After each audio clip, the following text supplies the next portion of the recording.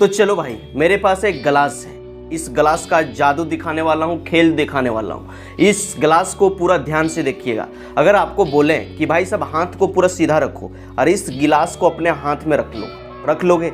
अगर आपको बोले कि यार इसको 1 मिनट रखो, तो क्या बोलोगे कि भैया कोई दिक्कत नहीं, 1 मिनट रख लेंगे, ये तो कितना भारी होबे करता होगा, हमको लगता है 10 ग्राम 50 ग्राम होबे करता होगा, रख लेंगे। लेकिन इसी गिलास को अगर बोले कि 5 मिनट रखो, आप रख लोगे खुशी खुशी से, कोई दिक्कत नहीं।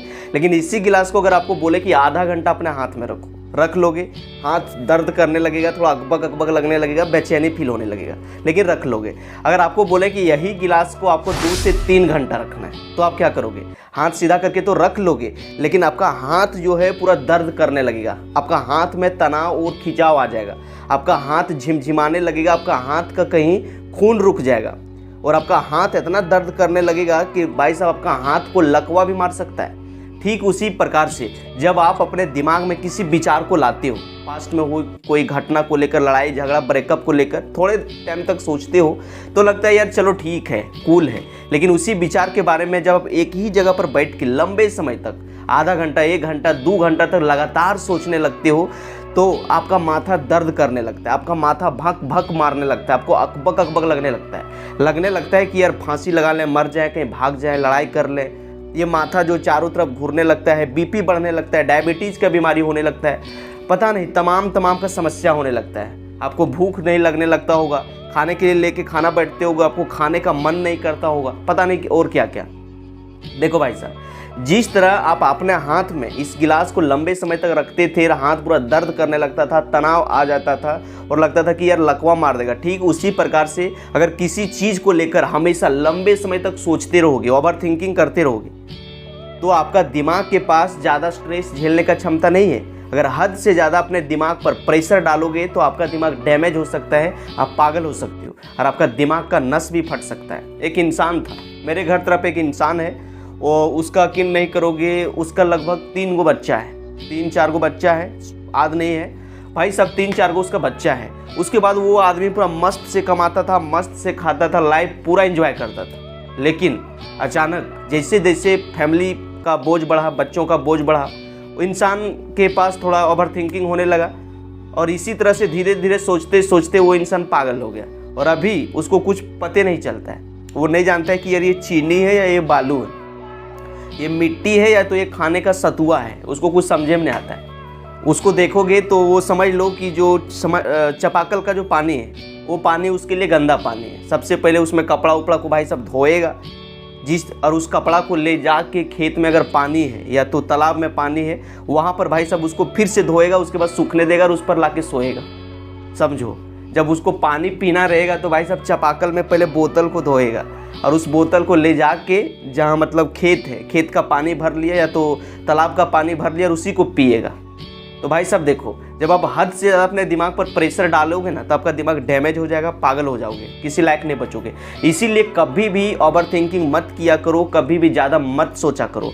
जीवन की हर समस्याएं ट्रैफिक की लाल बत्ती की तरह होती है, थोड़े देर इंतजार करो, बत्ती हरी हो जाएगी, समस्या टल जाएगी। लेकिन भाई साहब अगर सोचते रहोगे तो आप पागल हो जाओगे, आपका दिमाग काम करना बंद कर देगा। देखो भाई, आज आप लोग को बताना है कि ओवर थिंकिंग से दूर होने का तरीका।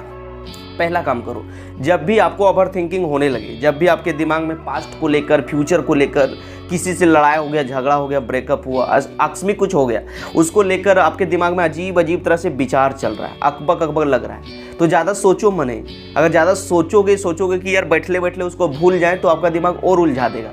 उस केस में क्या करो कि सबसे पहले एक कॉपी लाओ और एक पेन लाओ, तो आपके साथ क्या क्या बुरा हुआ, क्या क्या बुरा से बुरा हो सकता है, सारा कुछ एक साइड में लिखो।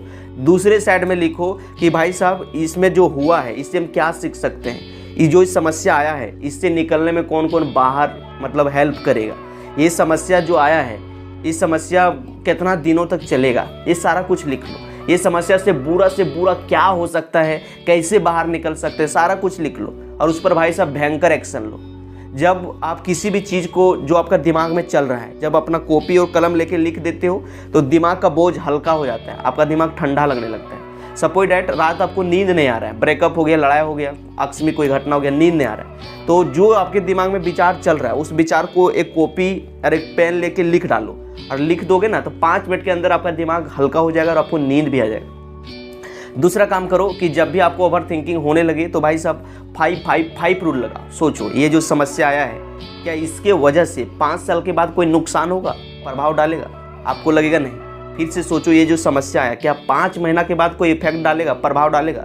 आपको लगेगा नहीं। तो भाई साहब 5 मिनट भी टेंशन मत लो, 5 मिनट भी टेंशन मत लो। जीवन की हर समस्याएं ट्रैफिक की लाल बत्ती की तरह होती है, थोड़ी देर इंतजार करो, हरी हो जाएगी। ज़्यादा टेंशन मत लो। जीवन में सुख दुख, अच्छा बुरा, मान अपमान, ऊंचा नीचा, ये सब चलता रहता है। ये समय का पहिया है, समय के साथ ये सब बदलते रहता है। लेकिन हमेशा उसको सोच सोच के एक ही जगह पर बैठे रहोगे तो पागल हो जाओगे।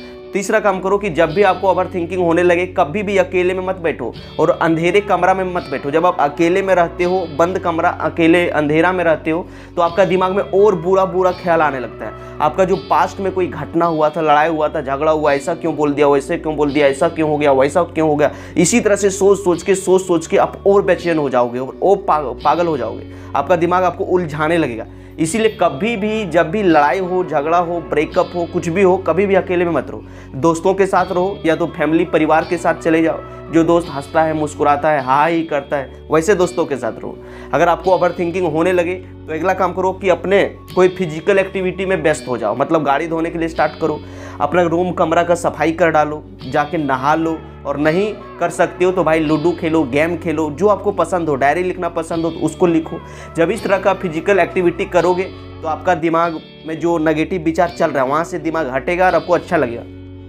और सबसे बढ़िया उपाय है, अगर आपके घर में बच्चा है, छोटा सा बच्चा जो 2 महीना का, 3 महीना का, 6 महीना का, 9 महीना का, 1.5 साल का, उसको ले जाके कहीं खेलने के लिए ले जाओ। सबसे बढ़िया उपाय।